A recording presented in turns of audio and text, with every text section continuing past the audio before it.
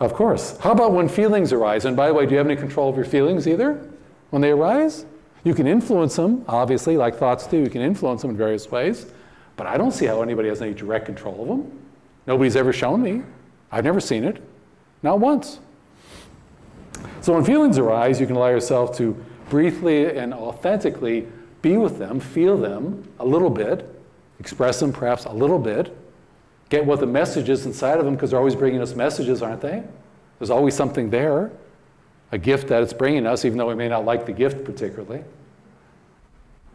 But once we've gotten the message, and we even say, I will address that, the feeling has done its job. Its job is over, isn't it? And you follow through with your part, right?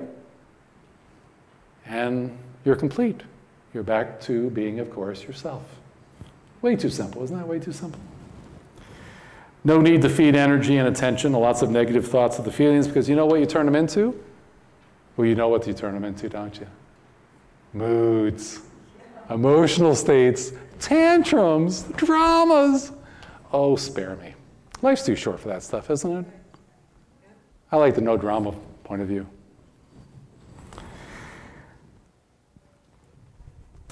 Possibly the best way to be free of your mind, in the sense of a false identity, not the other ones. The other ones are all great as a tool, developmental stage, reference point in the universe for duality and the larger oneness and non-duality. But purely as this false identity, it thinks it is and you are. It's actually just the software that believes somehow that it's the hardware. And it's not. That was a metaphor Chuck Hillig uses in a recent book, and I just finished it this afternoon. I liked it. I thought it was a beautiful metaphor. So what if you gave it all it deserves? Nothing. No thing. Nothing. Zero.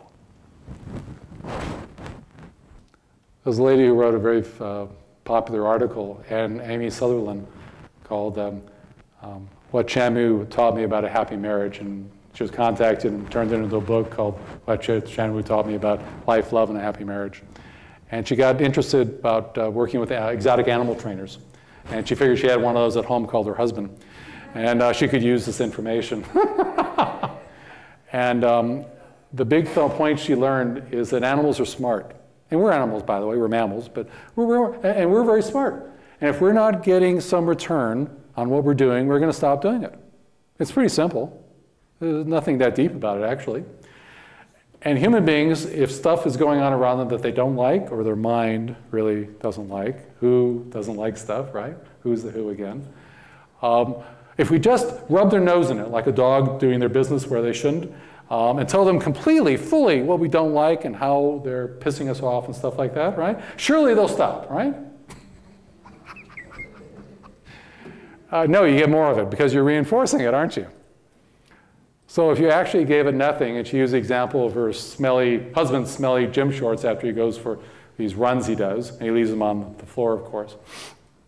But instead of reinforcing it by telling him how much he didn't like it, she didn't like it, and all the rest, she complimented him about things she did like, and that he's actually very fastidious and takes care of things really well in these other areas.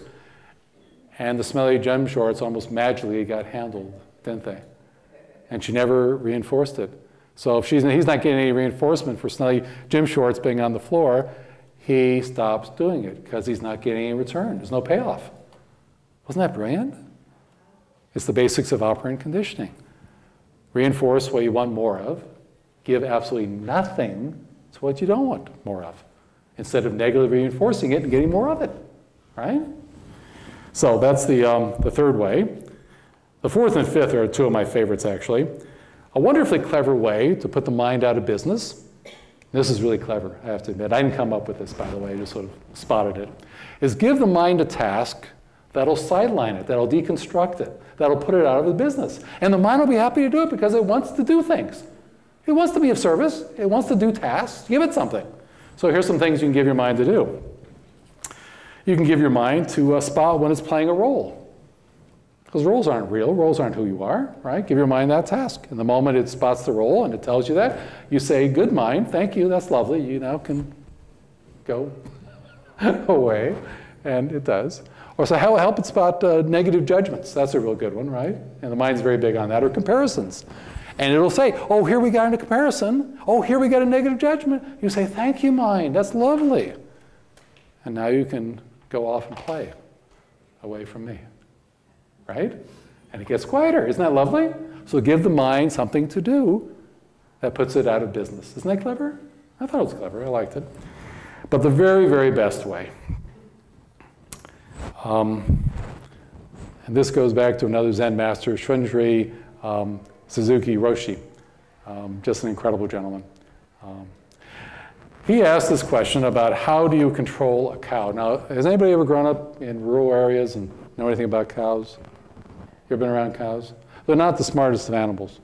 They just sort of stand there and they chew and they move a little and they look at you, and that's about it. It's not a lot, it's not very exciting. And so there really is no way to control a cow because good luck. But he said this, it was a metaphor. He said, do you know how to control a cow? You find a very, very, very large pasture with very, very broad and wide spaced fences. And you set it free to roam. That's how you control a cow. So I was going to do a campaign of bumper stickers called Free the Cow. And if you ever caught on, they have these interviews with farmers saying, I don't understand what this Free the Cow routine is. Yeah, but I don't know if that's going to happen. But it's really about free the ego, free the mind, right? And so let me leave you with an image. That's a powerful image. The image is of being right by this very low cow gate. You ever seen these gates? They're about this high. Cows don't jump, by the way, so you don't need a very high gate. It's about this high. They're very broad, right? And the fence, again, very wide. And you have this huge pasture in front of you.